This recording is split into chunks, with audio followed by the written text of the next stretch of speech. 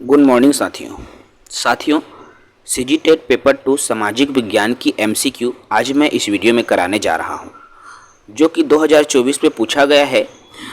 मैं कोशिश किया हूं कि मैक्सिमम आंसर तक मैं पहुंच सकूं और आपके लिए उन प्रश्नों के उत्तर लाने का प्रयास कर रहा हूं। चलिए बात करेंगे। देखिए, जिन प्रश्नों के उत्तर मैंने आप सभी के लिए लाया है उन प्रश्नों को आप जरूर टिक करेंगे। सेट भी है, आपका अपना सेट मिलान कर लेंगे। प्राचीन शास्त्रों के अनुसार निम्नलिखित में से कौन सा क्रय विवाह था? देखिए, ये जो क्रय विवाह है वह एक प्रकार का असुर विवाह है और इसी असुर विवाह में जो है क्रय करके विवाह किया जाता है। तो उत्तर हो जाएगा सी, असुर विवाह। 92 की बात कर लूँ, प्रश्न 92 है। गुप्त काल में सती प्रथा के प्रचलित होने का प्रमाण मिलता है 510 ईस्वी में भानुगुप्त द्वारा जारी किए गए किस अभिलेख में सती प्रथा का विवरण दिया गया है? तो सती प्रथा का जो विवरण है वह एरर अभिलेख में दिया हुआ है, आप देख सकेंगे। क्वेश्चन नंबर तीसरा है, 93 है।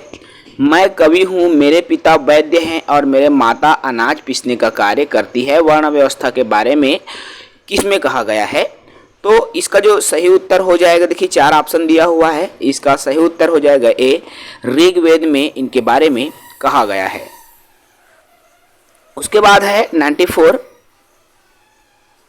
94 में है। याज्ञवल्क्य के अनुसार पुत्र विहीन पति की मृत्यु के बाद में उसकी संपत्ति पर अधिकार। देखिए, बहुत सारे साथियों ने यहाँ पर आंसर पत्नी लिया हुआ है, लेकिन मैं आपको बता दूं यहाँ पर जो आंसर आएगा वह पिता आएगा। ठीक है, आगे बढ़ेंगे। आगे है 95 क्वेश्चन। निम्न में से कौन सा स्थल प्रागैतिहासिक काल चित्रकला के लिए प्रसिद्ध है? अजंता, भीमबेटका। तो जो प्रागैतिहासिक काल चित्रकला के लिए जो फेमस है वह है आपका भीमबेटका। ठीक है, 96 की बात कर लूँ, 96 है। देखिए, जो 96 है ये तर्क वाला है और जितने भी तर्क वाला प्रश्न है साथियों उनमें कंफ्यूजन की स्थिति रहती है। वैदिक काल के संदर्भ में आपको सही कथन को बताना है। एक बार आप इसको देखिए, इसमें कई सारे ऑप्शंस पर टिक हो जाता है, लेकिन आप एक बार कथन डी पर विचार कर सकते हैं।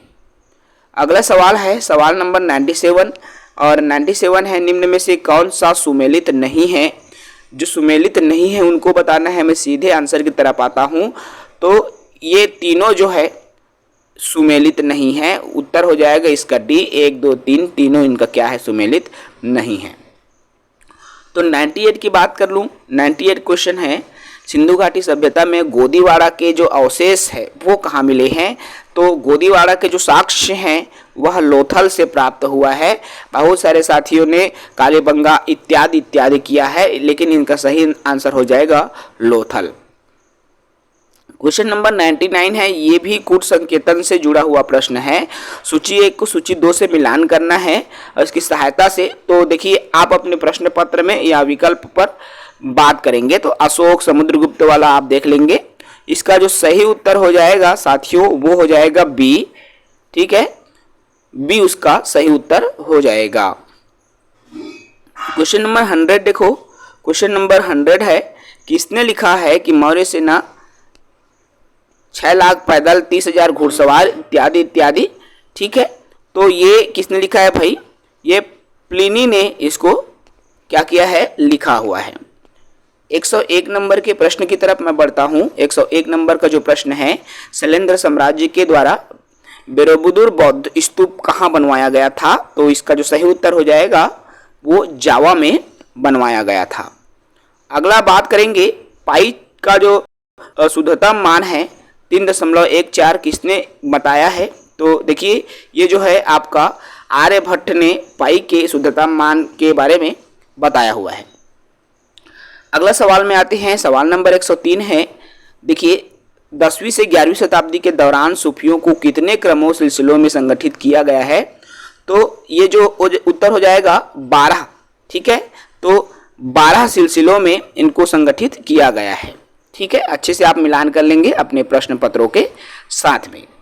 अगले सवाल की तरफ बढ़ रहे हैं। सवाल नंबर है हमारा 104 है। सूची को मिलान करना है, नामदेव चैतन्य महाप्रभु वाला ये जो प्रश्न है, तो इनका सही उत्तर हो जाएगा बी वाला ऑप्शन, बिल्कुल सही उत्तर हो जाएगा। ठीक है, चैतन्य महाप्रभु नामदेव वाला प्रश्न है साथियों। आगे बात करेंगे 105 नंबर के प्रश्न की। 105 नंबर के प्रश्न में निम्न कथन भक्ति प्रारंभिक परंपराओं से संबंधित है, कौन सा कथन सही है?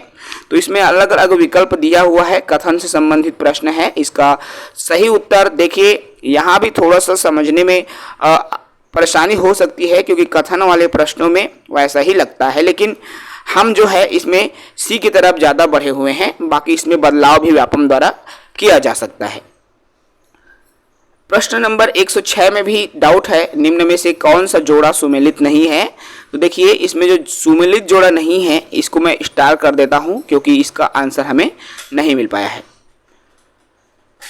आगे बात करेंगे 10 मई को 1857 को सैनिकों ने कहाँ विद्रोह शुरू किया था? तो इसका जो सही उत्तर हो जाएगा मेरठ में जो विद्रोह है 1857 की जो क्रांति है उनकी जो शुरुआत है कहाँ पर की गई थी? वो आपका मेरठ में की गई थी। उसके बाद हमारा आता है साथियों, अकबर ने किस सन में जजिया कर समाप्त किया था? देखिए अकबर ने कौन से सन में जजिया कर समाप्त किया था? तो इसका सटीक आंसर जो है 1564 है। ठीक है, लेकिन यहाँ विकल्प में 1564 नहीं दिया गया है, तो अब देखना होगा कि व्यापम द्वारा इसका क्या उत्तर लिया जाता है। ठीक है, चलिए प्रश्न क्रमांक 109 है, निम्न कथन पर हमको विचार करना है। तो इसका जो कथन पर यदि मैं बात कर रहा हूं तो इसका सही उत्तर जो है एक लिया जा सकता है इस प्रश्न का। ठीक है, आगे बात करेंगे 110 क्रमांक का। देखो 110 में है, सन 1616 में जहांगीर ने निम्न में से किसको दक्षिण का सूबेदार बनाया था? तो किसको दक्षिण का सूबेदार बनाया था? तो ये खुर्रम खां को दक्षिण का क्या बनाया था? सूबेदार बनाया था। ठीक है, चलिए 111वां नंबर का जो प्रश्न है, मुगल काल में अपील का सर्वोच्च अंतिम न्यायालय कौन सा था? अब मुगल काल में अपील करने के लिए सर्वोच्च जो न्यायालय है वह दीवान ए आला था, जो कि अपील करने के लिए एक सर्वोच्च न्यायालय था। इसके अलावा अगला प्रश्न है, प्रश्न क्रमांक 112 है, 1857 की क्रांति के समय भारत का जो गवर्नर जनरल कौन था? तो 1857 की जब क्रांति हुई उस दौरान भारत का जो गवर्नर जनरल है वह कैनिंग है। इसको लॉर्ड कैनिंग से नाम से आप सभी जानते होंगे, है ना। चलिए 113 नंबर का जो प्रश्न है, शाहमल का संबंध किस राज्य से है? तो शाहमल का जो संबंध है वह उत्तर प्रदेश से है। कई सारे साथी एमपी भी किए होंगे, लेकिन इसका जो सही आंसर हो जाएगा उत्तर प्रदेश। ठीक है, चलिए 114 नंबर के प्रश्न की तरफ बढ़ेंगे।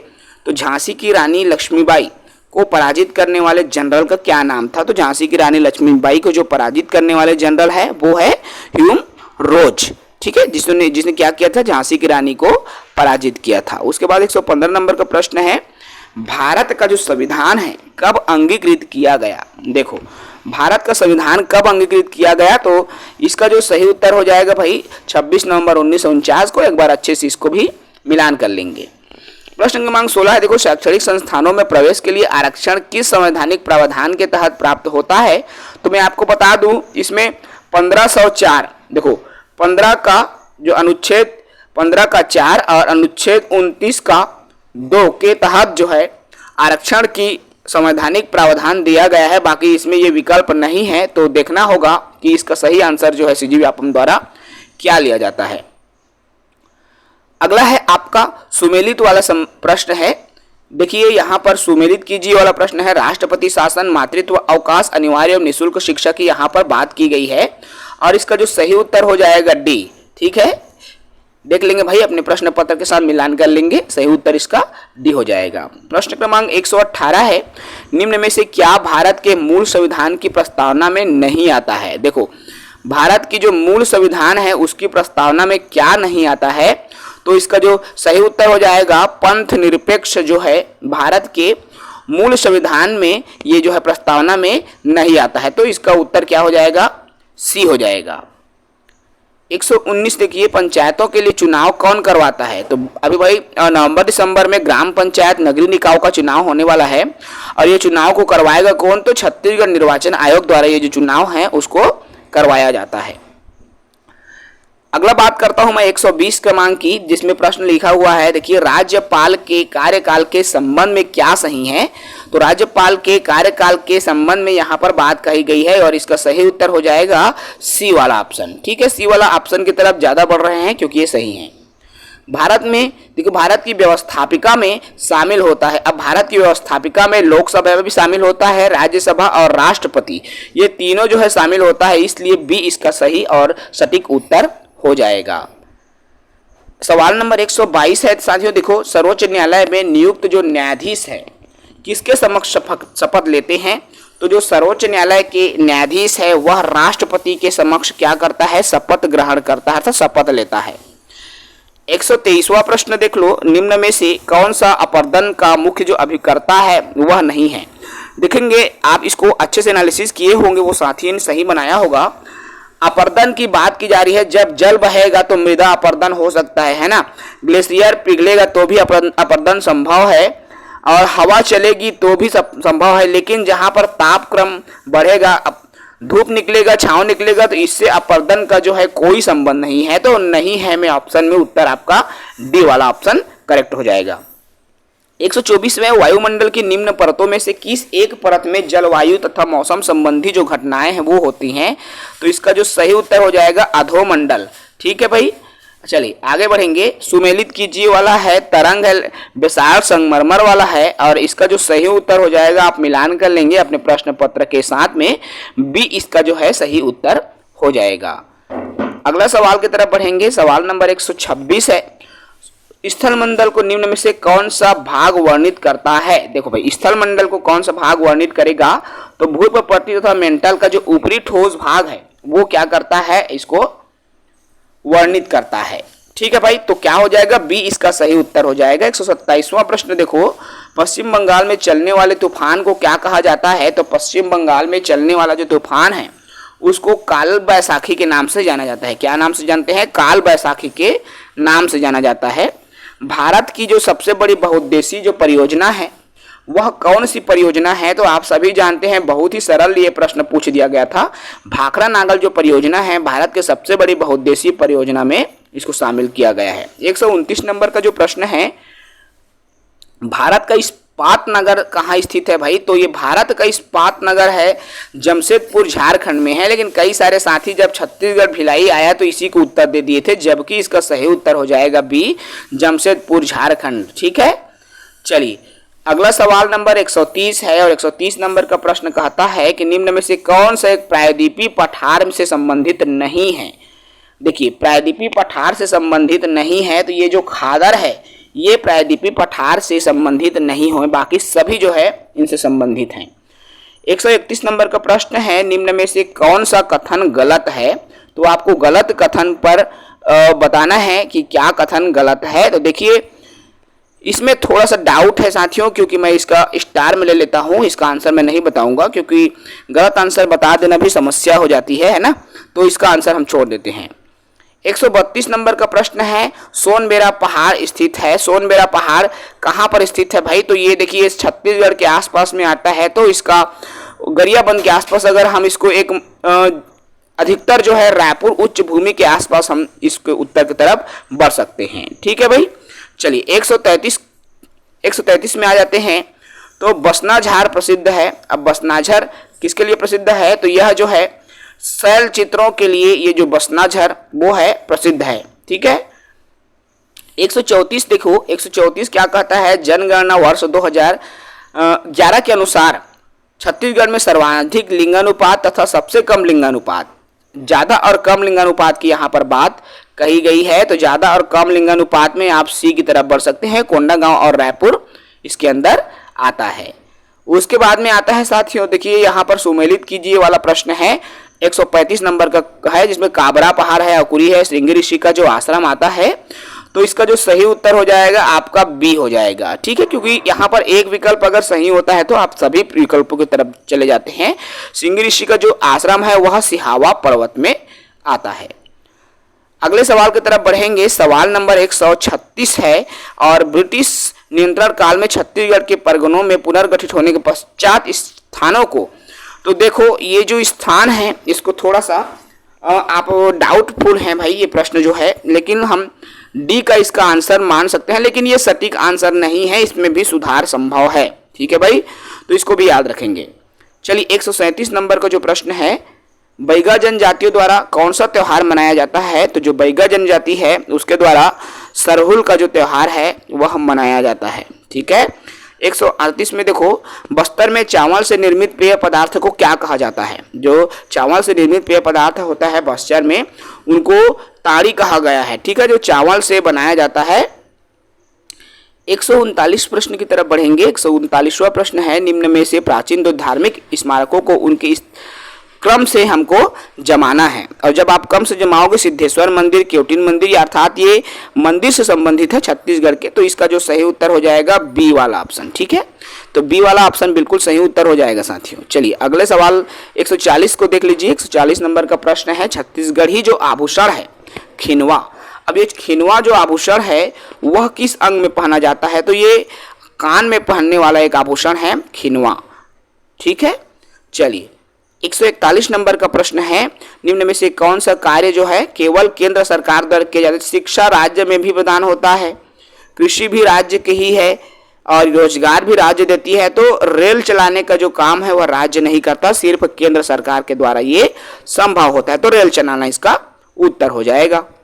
142 का है, देखिए कक्षा 6वीं से 8वीं तक जो सामाजिक विज्ञान विषय का अध्ययन, अब सामाजिक विज्ञान विषय का जो अध्ययन है, ठीक है, तो ये किसके लिए होगा? तो वो अपने गांव, अपने शहर इत्यादि के बारे में जान सके, इसके लिए जो है सामाजिक विज्ञान का अध्ययन किया जाता है।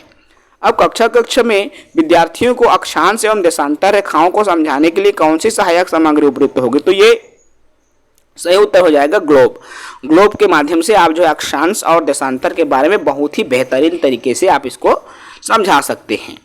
अब लोकतंत्र में जो मीडिया है उनकी क्या भूमिका होती है? तो देश में क्या क्या घटनाएं हो रही है उनकी सही जानकारी देने का काम मीडिया का होता है। ठीक है। 145 से प्रश्न है, सही विकल्प का चयन करने वाला प्रश्न है। इसमें आप जब सही विकल्प की तरफ बढ़ते हैं तो हमें ये इसका उत्तर ए लगता है, लेकिन इसमें भी थोड़ा सा संशय की स्थिति है मित्रों, तो इसको भी आप देख लेंगे। 146 नंबर का प्रश्न है, मान लो कि आपके पिताजी ने 6 माह पूर्व नल कनेक्शन के लिए आवेदन किया था, परंतु उस पर अभी भी कोई कार्यवाही नहीं हुई। अब आप जानना चाहते हैं कि आपने जो आवेदन किया है वो कहां तक पहुंचा है, आपके इस समस्या पर कार्यवाही हो रही है कि नहीं हो रही है। तो इसके जानने के लिए आपको सूचना के अधिकार लगाना होगा संबंधित विभाग में। ठीक है। चलिए अगला है 147 नंबर के सवाल है, और 147 नंबर के सवाल कुंवर सिंह तात्या टोपे, लक्ष्मीबाई, वीर नारायण सिंह से संबंधित है। तो इसका जो सही उत्तर हो जाएगा ए वाला ऑप्शन। ठीक है, ए वाला ऑप्शन इसका सही हो जाएगा। 148 है, भारत में मुगल शासकों के शासनकाल का सही क्रम बताना है। तो इसका जो सही क्रम है बाबर के बेटा हुमायूं, फिर अकबर, जहांगीर, शाहजहां, औरंगजेब, इस तरह से चलता है। तो ये सी इसका सही उत्तर हो जाएगा। तो सी ऑप्शन सही करेक्ट है भाई। 149 की तरफ देखो, भारत में उपनिवेशिक काल के दौरान कौन सा सामाजिक सुधार हुआ? तो इसका देखिए उपनिवेश काल के दौरान जो है सती प्रथा का जो अंत है वो हुआ है। तो इसका सही उत्तर हो जाएगा डी वाला। सामाजिक विज्ञान का अंतिम प्रश्न है, देखो पृथ्वी के घूर्णन की जो दिशा है, तो घूर्णन की दिशा क्या दिशा होती है? पश्चिम से पूर्व की ओर जो है घूर्णन की दिशा होती है। तो इस तरह से 60 प्रश्नों का सीरीज साथियों, और मैं आपको बता दूं हमने 95% प्लस हमने सही उत्तर देने का प्रयास किया है, इसलिए हमको देर भी लगा है इसको खोजने में। तो आप सभी का आई होप आप सभी अच्छे से चेक कर रहे होंगे। एक अनुमान है, एक क्राइटेरिया तक हम पहुंच जाते हैं कि कितने नंबर पर हमारा जो है सीजी टेट क्लियर हो जाता है। तो इस तरह से आप जो है इसको अच्छे से चेक कर सकते हैं। अन्य सेट वाले साथी, ये मैं बता दूं, ये बी सेट था, अन्य सेट वाले साथी प्रश्नों का क्रम आगे पीछे रहता है, तो उसके हिसाब से आप अपना प्रश्नों का जो है मिलान कर सकते हैं। जय हिंद।